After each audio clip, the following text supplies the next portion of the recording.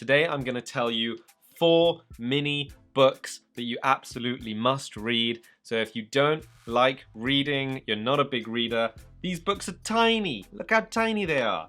So anyone can read a tiny book. So I thought I'd make this video about the 4 best tiny books on my bookshelf that you have to read. First book is Nietzsche, Man Alone with Himself. I don't know if I'm saying this right. Frederick Nietzsche, I don't know. But this book is great. It's got tons of great little quotes from this very interesting philosopher slash psychologist, whatever they were then. But basically it's all bulleted. So you've got numbered points and there's like 100 points in the book. So let me see how many points there are. Yeah, like 156 in the first section, and then a section on the free spirit.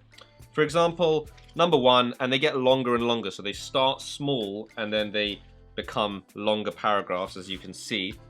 So, enemies of the truth. Convictions are more dangerous enemies of truth than lies. So what this means is that if somebody is so convinced of something and they have strong convictions, but it's wrong, then it's actually more dangerous than if they're actively lying. So that's very powerful. What about calm in action? As a waterfall becomes slower and more floating as it plunges, so the great man of action will act with greater calm than could be expected from his violent desire before the deed. So I see this a lot. Great leaders, great thinkers, they're able to deal with high pressure, stress and action and crazy situations. They are calm in action. So that's a good example. Friends. Friend is shared joy, not compassion makes a friend. Very important. If you're compassionate for someone and they're compassionate back, you kind of both just feel bad for each other. That's not necessarily a friendship. It should be about joy. So that's a couple of points from this book. Let's move on to the next book. Seneca, On the Shortness of Life. Life is long if you know how to use it. This is another great philosophy book. Seneca is one of my favorite philosophers. So let me tell you a little bit about what's going on here. He talks about really life, the shortness of life, and how to understand it. He said, it's not that we have a short time to live, but that we waste a lot of it. Most human beings complain about the meanness of nature, and they just complain about the brief span of life and the small spell of time that's been given to us that rushes by so swiftly. And he's saying it's not that it's a short time, it's that we waste it, right? We waste it on meaningless stuff. He says we're not given a short life, but we make it short. He says life is long if you know how to use it. That's the quote on the front of the book. And he says most man is gripped by insatiable greed, others by laborious dedication to useless tasks. One man is soaked in wine, another sluggish with idleness. One man is worn out by political ambition, which is always at the mercy of the judgment of others. Another through hope of profit, greed of trading, passion for army life, inflicting dangers, anxious about dangers to themselves. And says some are worn out by self-imposed servitude of thankless attendance on the great. Basically people who follow the Kardashians and Justin Bieber and talk about celebrity gossip. Always a pet peeve of mine, but that's exactly what he's saying here. Some are worn out by the self-imposed servitude. You're causing yourself to be a slave to these celebrities of thankless attendance on the great, right? So very, very key. He says many pursue no fixed goals. They're fickle, they're shifting. And then he talks about the actual solution.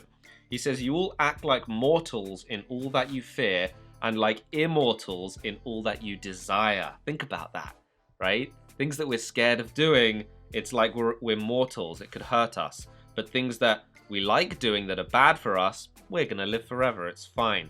Such a powerful book. And I've only gotten into the first couple of pages.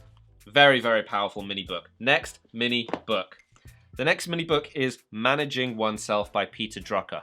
Peter Drucker is one of the leading business and career coaches, business advisors. He's written absolutely tons, and this is one of my favorite mini books.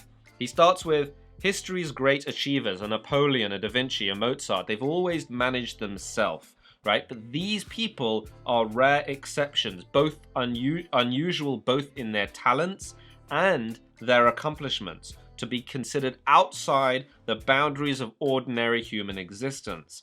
Now, he says that even most of us who aren't like that great at everything, we still need to manage ourselves. So it starts with, what are my strengths? He says people think they know what they're good at. They're usually wrong. And he says the way to discover your strengths is to use something called feedback analysis. So you make a key decision or take a key action, and 9 or 12 months later, you compare the actual results with your expectations. He said he's been practicing this for 15 to 20 years, and every single time he's surprised. He says, then once you have some feedback, put yourself where your strengths can produce results and work on improving your strengths, improve your skills, or acquire new ones. And then he said, intellectual arrogance, discover where your intellectual arrogance is causing disabling ignorance. I'll read that again. Think about where your intellectual arrogance, where you think you know it all in a certain subject, is causing disabling ignorance, is causing you to miss out on important knowledge that you might need. Very important. He says it's also very essential to remedy your bad habits. He says the things you do or fail to do that inhibit your effectiveness and performance, they quickly show up in feedback analysis. He says, for example, someone who plans a lot and doesn't follow through on them. This has been a weakness for me, making way more plans than I follow up on them. And he says that he believes that ideas move mountains, right? But actually bulldozers move mountains, and ideas show where the bulldozers should go to work. So again, only 3 or 4 pages in there, but massive amounts of wisdom in this tiny book. Moving on to the 4th and final tiny book. Ta-dang! It's The Richest Man in Babylon. Now, this book isn't so tiny, but I bought this in Polish for my girlfriend because I thought it was such a powerful book, but she couldn't read it. I told her to read this, and then the language was too flowery and too like proper. You'll see what I mean when I give you a little piece of wisdom here. But I bought it in Polish, and she read it in like 2 days. So it's a very, very quick book to read, so it falls into the category of these tiny books. In this book, he talks about there's a story of the richest man in Babylon where they go and visit the richest man, and the man explains how he acquired his riches. So the chapter titles are things like The 7 Cures for a Lean Purse, a Thick Wallet, Meet the Goddess of Good Luck, The 5 Laws of Gold, how like the Camel Trader of Babylon, so talking about trading and investing. So lots of very interesting chapters. So what is the Goddess of Good Luck? Men of action are favored by the Goddess of Good Luck. So that's what this quote on my wall is about, by Stephen King. I don't know if you can read that quote. Maybe I'll do a video on that one day. But men of action are favored by the Goddess of Good Luck. So if you're taking action, you're more likely to get good luck. And then the 5 laws of gold, we can look at them. Number 1, gold come to those... See, the way it actually reads is, gold cometh gladly and increasing quantity to any man who put not by less than 1/10 of his earnings to create an estate for his future and that of his family. So you can see why someone who's not native English will have trouble reading this. But not less than 1/10 of his earnings to create an estate. So put 10% of your earnings away. Gold laboreth diligently and contentedly for the wise owner who find it profitable employment. So you have to find employment for your gold. That is the idea of making your money work for you and investing it. For example, if you are a sheep herder, you might buy a cattle area or like a place to herd your sheep. So that would be using your money for profitable employment. That's an example. He says, gold, number 3, gold clingeth to the protection of the cautious owner who invests it under the advice of men wise in his handling. So again, investing money, not just in your business, but with men who know how to invest your money. So a broker, or whatever it is.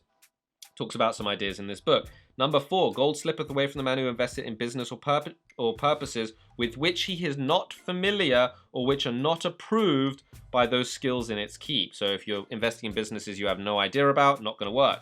And then he says gold, number 5, gold flees the man who would force it to impossible earnings, who followeth the alluring advice of tricksters and schemers, or who trusted to his own experience and romantic desires in investment. So if you're hoping for the best and just trying out random new things you have no skills in, or you fall into tricksters and schemers and you get scammed, then that's not going to work. So those are the 5 laws of gold. And there's a lot more in this book, but I recommend just reading it. It's another tiny book. So that's it. To sum up, the 4 tiny books are Frederick Nietzsche, Man Alone with Himself, Seneca, On the Shortness of Life, Peter Drucker, Managing Oneself, and George S. Carlson, The Richest Man in Babylon. So if you hate reading, check out those tiny books, and thank you so much for watching this video. Hit the subscribe button if you like videos like this, and thank you again for watching. Take care. Bye-bye.